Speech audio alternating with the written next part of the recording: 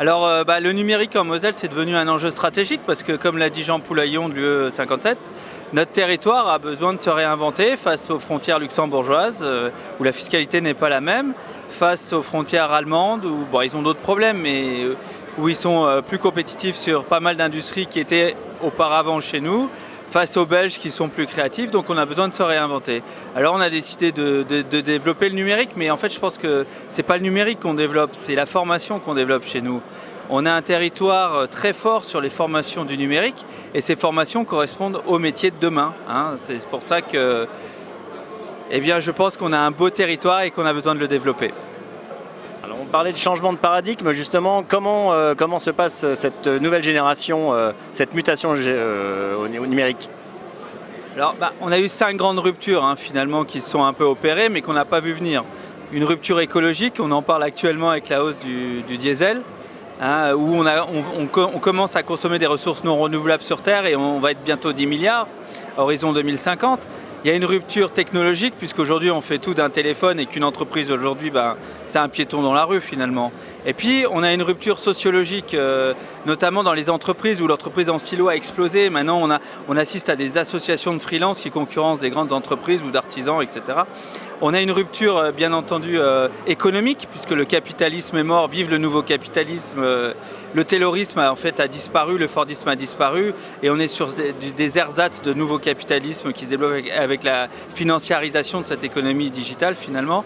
Et puis on a une rupture philosophique, on a des générations X qui sont devenues des générations Y et puis qui ont fait place aux Z et maintenant aux millénials ou les alphas, les millénials. Et ces générations-là, elles n'ont plus la même conception du travail et de la qualité de vie qu'on avait nous. Et donc ces 5 ruptures, en fait ces 5 grandes ruptures, ont fait qu'on arrive à un paradigme. Mais si on observe en fait dans l'histoire du monde, c'est tous les 550 ans que ça s'opère, donc nous on est en plein milieu. On a eu du mal à le comprendre, mais on commence à le comprendre et on commence à l'adopter. Alors, Lorweb est une société, une agence de communication spécialisée dans les nouvelles technologies, le web. Quelles sont aussi les relations que vous avez avec les frontaliers, notamment les 4 frontières dont parlait Jean Poulaillon? Alors, ma différence avec Jean Poulaillon, c'est que, étant dans l'économie numérique, nous, on récupère les éléments des facultés de Lorraine, du Grand Est, on les forme et en général, le Luxembourg, par exemple, nous les pique. Donc, c'est pas grave, c'est un jeu pas très, je dirais, équitable, mais c'est pas grave, on en fait acte et on va travailler avec.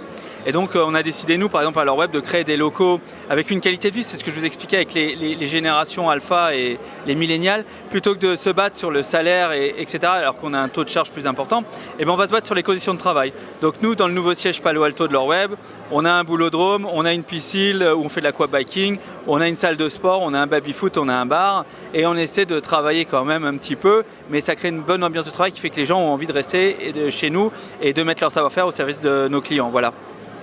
Pour terminer, vous avez vu dans votre parcours des belles réussites, des startups qui aujourd'hui vous ont bluffé ici en Moselle? Alors oui, et alors ce qui est marrant, c'est que les startups qui m'ont bluffé, contrairement à ce qu'on peut penser, ne viennent pas du numérique. C'est des startups finalement qui se sont mis à réinventer des anciens métiers. Moi je pense notamment au groupe Gossel par exemple, qui a créé 90 Tech, mais qui m'a pas bluffé par son système de contrôle en fait des travaux, mais qui m'a plutôt bluffé par son pistolet laser qui permet de mettre les canalisations au bon endroit quand on a tiré une chape, qu'on a coulé la chape et qu'on ne sait plus où sont les écoulements pour qu'ils soient parfaits. Donc ça me bluffe par exemple. On a aussi des startups dans la green tech aussi, qui sont un peu folles comme ça quand on y pense, des green totems par exemple, je pense à Julien Trommenschlager, mais le Green Totem donnait la possibilité à tout le monde de planter des graines pour faire de son jardin un bel endroit et utile pour pouvoir manger des choses saines. Moi, je trouve que c'est génial. En fait, ces startups amènent un nouveau comportement de consommation qu'on a eu du temps, on a mis du temps à voir arriver, mais ces startups, finalement, ne sont pas forcément liées au numérique, contrairement à ce que beaucoup de gens peuvent penser. Et on conclut pour notre jeunesse, pour les jeunes, qu'est-ce qu'on peut leur souhaiter aux jeunes Mosellans autour justement de l'UE 57? Ce qu'on peut souhaiter aux jeunes Mosellans, c'est que nous, les vieux, on prenne conscience de ce changement de paradigme et qu'on mette tout en place pour qu'ils trouvent un monde et une économie adaptés à leurs besoins et qu'ils soient en capacité non seulement de faire de notre territoire un territoire qui se réinvente parce qu'on en a vraiment besoin, mais surtout qu'ils puissent payer nos retraites.